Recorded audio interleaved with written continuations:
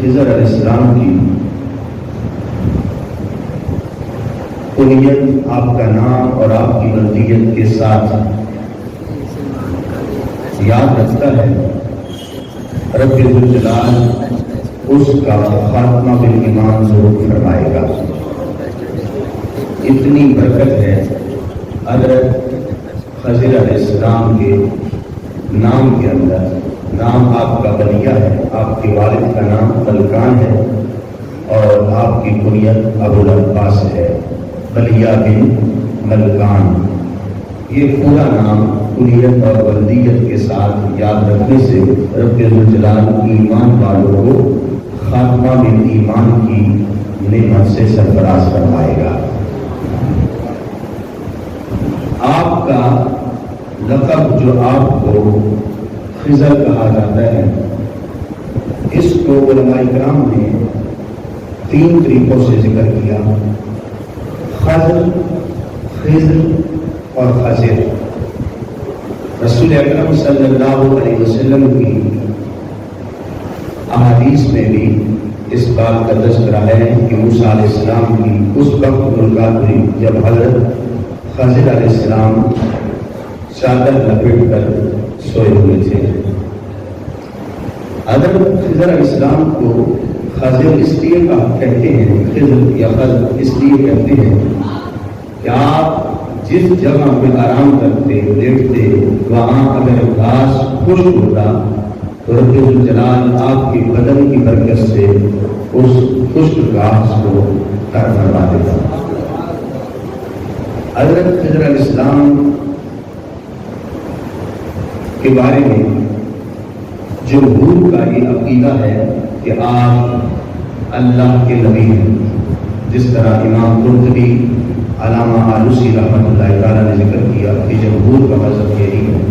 اعلیٰ حضرت عظیم البرکت امام المحبت الشاہ امام احمد رضا رحمۃ اللہ تعالیٰ آپ نے بھی ذکر کیا کہ جمہور کے علم کے مطابق، جمہور کی رائے کے مطابق آپ اللہ کے نبی ہیں، اور اس پر باقاعدہ قرآن مجید فرقان حمید کی آیات سے مفسرین نے دلائل پیش کیے کہ حضرت موسیٰ علیہ السلام کا یہ کہنا کہ جو آپ کو اللہ نے علم دیا ہے آپ اس علم سے ہمیں بھی علم دیں، یہ علم جو ان کے پاس تھا وہ وحی تھی، اور وحی کو حضرت موسیٰ علیہ السلام وحی کے پیغام کو ان سے لینا چاہتے تھے، جو رب ذوالجلال کے آرڈر اور حکم تھا حضرت خضر علیہ السلام سے ان کی ملاقات۔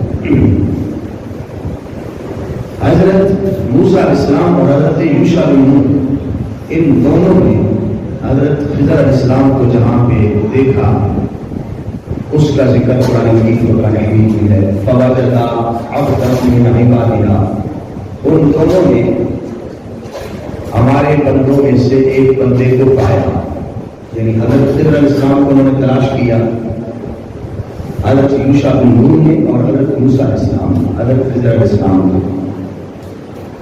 اس کا ذکر اللہ رب العزت نے قرآن مجید فرقان حمید میں کیا۔ فوجد عبدا من عبادنا آتیناہ رحمۃ من عندنا، ہم نے اس بندے کو اپنی طرف سے رحمت عطا کی۔ یہاں رحمت سے مراد مفسرین فرماتے ہیں نبوت ہے، رحمت سے مراد وحی ہے جو اللہ رب العزت نے حضرت خضر علیہ السلام پر فرمائی۔ وَعَلَّمْنَاهُ مِن لَّدُنَّا عِلْمًا، حضرت موسیٰ علیہ السلام نے کہا ہمیں وہ سکھاؤ جس کا ذکر قرآن مجید فرقان حمید میں ہے، جو اللہ رب العزت نے آپ کو عطا فرمایا۔ اللہ رب العزت فرماتا ہے وَعَلَّمْنَاهُ مِن لَّدُنَّا عِلْمًا، ہم نے ان کو اپنی طرف سے علم عطا کیا۔ یہاں پہ جو علمناہ من لدنا، اسی سے وہ علم لدنی ہے جو اللہ رب العزت اپنے بندوں کو الہام فرماتا ہے، غیب کا علم عطا فرماتا ہے، اس کا ذکر یہاں علم لدنی کی صورت میں موجود ہے۔ وعلمناہ من لدنا علما، ہم نے اپنی طرف سے علم لدنی ان کو عطا فرمایا۔ تو حضرت خضر علیہ السلام کے پاس علم لدنی، ایک تو بات یہ ہے کہ جمہور کے مطابق آپ اللہ کے نبی ہیں، اور دوسری بات یہ کہ آپ زندہ ہیں، جس کا ذکر مفسرین نے کیا۔ حضرت موسیٰ علیہ السلام کے دور کے اندر بھی آپ کے واقعات ہیں، نبی اکرم صلی اللہ علیہ وسلم کے دور اقدس میں ظاہری حیات طیبہ کے اندر بھی آپ کے واقعات ہیں۔ ایسے ہی آج تک مسلسل حضرت خضر علیہ السلام زندہ ہیں اور ان کے واقعات کو ذکر کیا جاتا ہے۔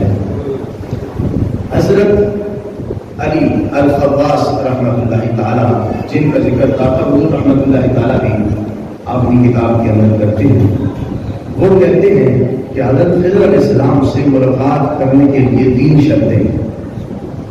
جس شخص کے اندر وہ 3 شرطیں پائی جاتی ہوں وہ حضرت خضر علیہ السلام سے ملاقات کر سکتا ہے، اگرچہ وہ بندہ جن و انس کے اندر سب سے زیادہ پرہیزگار کیوں نہ ہو، جب تک اس کے اندر 3 شرطیں نہیں پائی جائیں گی اس وقت تک وہ حضرت خضر علیہ السلام سے ملاقات نہیں کر سکتا۔ یہ ان کا اپنا علم ہے جو انہوں نے بزرگان دین سے سیکھا، جو پڑھا، اس کے مطابق حضرت علی الخواص رحمۃ اللہ تعالیٰ کہتے ہیں کہ خضر علیہ السلام سے ملاقات 3 شرطوں پر ہو سکتی ہے، اگر 3 شرطیں نہ ہوں تو خضر علیہ السلام سے ملاقات نہیں ہو سکتی۔ اس میں پہلے نمبر پہ آپ ارشاد فرماتے ہیں کہ بندہ سنت پر عمل کرنے والا، متبع سنت پر عمل کرنے والا شخص حضرت خضر علیہ السلام سے ملاقات کر سکتا ہے۔ بدعتی نہ ہو، اپنی طرف سے ایسی باتیں بھر کے ان کو دین نہ قرار دے۔ بدعتی بندہ وہ باتیں جو دین کا حصہ نہیں ہیں ان کو دین کے اندر شامل نہ کرے۔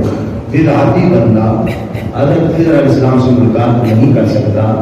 خضر علیہ السلام سے ملاقات کرنے کے لیے انسان کے لیے متبع سنت ہونا شرط ہے۔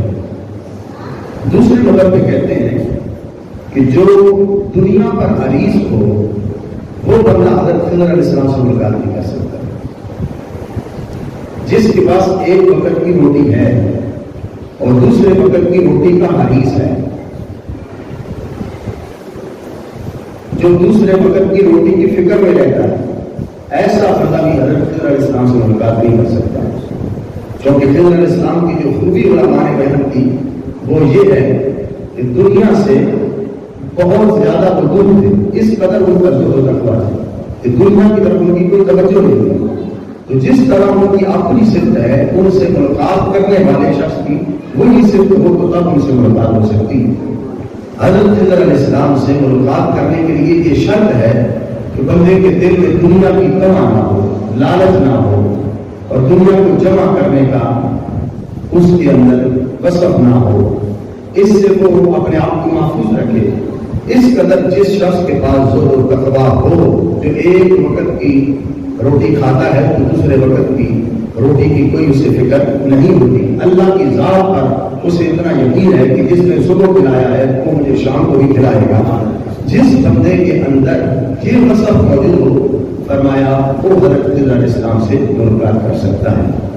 تیسرے نمبر پہ حضرت علی الخواص رحمۃ اللہ تعالیٰ کہتے ہیں وہ بندہ حضرت خضر علیہ السلام سے ملاقات کر سکتا ہے کہ جس کا سینہ صاف ہو، جس کے سینے میں حسد نہ ہو، جس کے سینے کے اندر تکبر نہ ہو، کسی پر بھی وہ تکبر نہ کرتا ہو، ایسا بندہ حضرت خضر علیہ السلام سے ملاقات کر سکتا ہے۔ یہ 3 شرائط حضرت علی خواص رحمۃ اللہ تعالیٰ نے بیان کی کہ حضرت خضر علیہ السلام کو اللہ نے جو بزرگی میں مقام دیا، جو زہد و تقویٰ میں ان کا مقام ہے، ان سے ملاقات کرنے کے لیے ان 3 صفات کا حامل ہونا ضروری ہے۔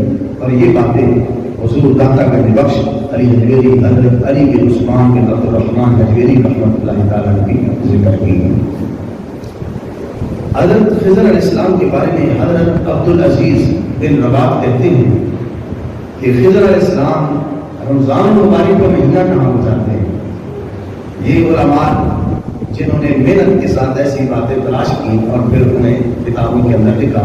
جس طرح میں نے ذکر کیا کہ تفسیر ساوی کے اندر ذکر کیا گیا کہ جو آپ کا نام، آپ کی کنیت اور آپ کے والد کا نام جلدیت کے ساتھ آپ کا نام یاد رکھتا ہے، انشاءاللہ اس کا خاتمہ بالخیر ہوگا.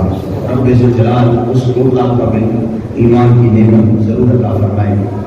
وہ تفسیر ساوی کے اندر ہے. اسی طرح عبدالعزیز رباط کہتے ہیں کہ پورا رمضان المبارک حضرت خضر علیہ السلام مسجد اقصی میں گزارتے ہیں، قبلہ اول کے اندر گزارتے ہیں. اس کے ساتھ عبدالعزیز بن رباط کہتے ہیں کہ حضرت الیاس علیہ السلام کی ان کے ساتھ ملاقات رہتی ہے.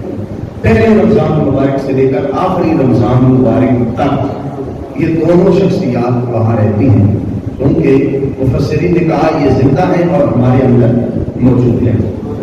بہت ساری کہاوتیں، بہت سارے قصے، بہت ساری کہانیاں جو عوام نے اپنے طور پر بنائی ہیں، ان کی ترتیب کے لیے اگر ایک شخص حضرت علیہ السلام کی سیرت کا مطالعہ کرتا ہوگا تو اسے اس بات کا علم ہوگا کہ کون سی بات سچی ہے اور کون سی بات جھوٹی ہے، اور اس بات کا بھی علم ہونا چاہیے کہ یہ اللہ کے نبی ہیں.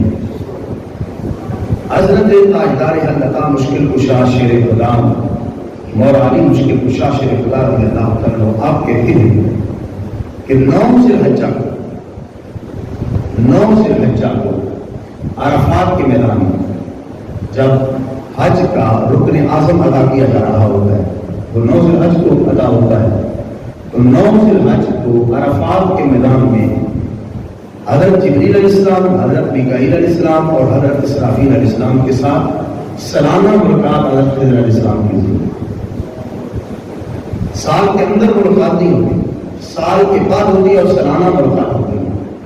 حضرت جبریل علیہ السلام کی جب ملاقات ہوتی ہے تو وہ یہ کلمات پڑھتے ہیں، ماشاء اللہ لا قوت الا باللہ.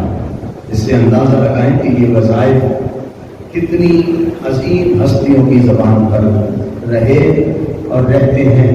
ماشاء اللہ لا قوت الا باللہ. جب حضرت جبریل علیہ السلام یہ وظیفہ کرتے ہیں تو میکائیل علیہ السلام یہ وظیفہ سن کر کہتے ہیں، ماشاء اللہ کل نعمت فمن اللہ.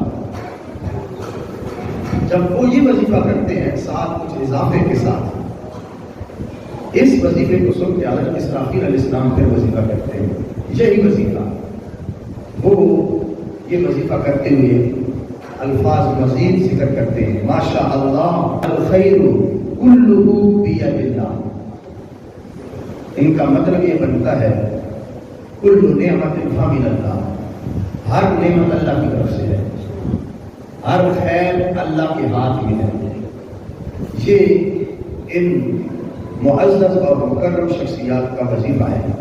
حضرت خضر علیہ السلام جب ان تینوں کو یہ وظیفہ کرتے ہوئے سنتے ہیں تو آپ انہی کلمات کے اندر یہ ذکر کرتے ہیں، ماشاء اللہ لا يدفع السوء الا اللہ.